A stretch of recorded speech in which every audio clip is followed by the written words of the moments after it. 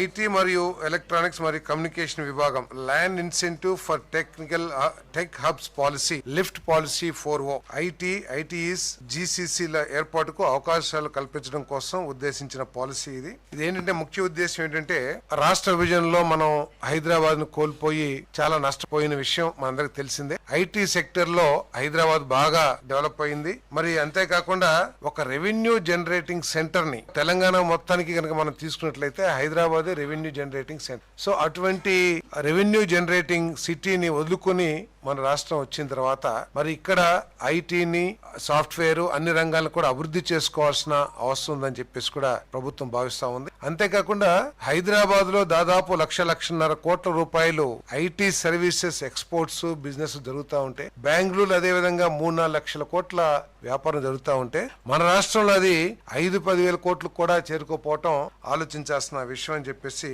నేను మనవి చేస్తా ఉన్నా. నేను ఈ రాష్ట్రంలో ఐటీని అభివృద్ధి చేయాలంటే పెద్ద పెద్ద సంస్థలు ఏదైతే ఉన్నాయో వాటిని రాష్ట్రంలో ఎకో సిస్టమ్ ని డెవలప్ చేసి వాళ్ళందరూ కూడా ఇక్కడికి వచ్చేటట్లు మౌలిక వసతులు ఏర్పాటు చేయాల్సిన అవసరం ఉందని చెప్పేసి ప్రభుత్వం భావిస్తుందని చెప్పేసి మనం చేస్తాం. ఎందుకంటే ఇతర రాష్ట్రాల్లో ఇతర సిటీస్ లో బెంగళూరు కానివ్వండి, హైదరాబాద్ కానివ్వండి, లేకపోతే మెడ్రాస్ కానివ్వండి, అక్కడంతా ఏంటంటే భూముల ధరలు ఇతర కాస్ట్ విపరీతంగా పెరిగిపోవటం కానివ్వండి, ట్రాఫిక్ కంజెషన్ తో అనేక సమస్యలు అక్కడ ఎంప్లాయీస్ ఎదుర్కోవటం కానివ్వండి, వీటన్నిటి మూలంగా ఈ పెద్ద పెద్ద సంస్థలు రీలొకేట్ చేసుకుంటానికి కూడా ఆలోచన చేసే పరిస్థితులు ప్రస్తుతం దేశంలో ఉన్న విషయం మనందరం కూడా గమనిస్తా ఉన్నాం.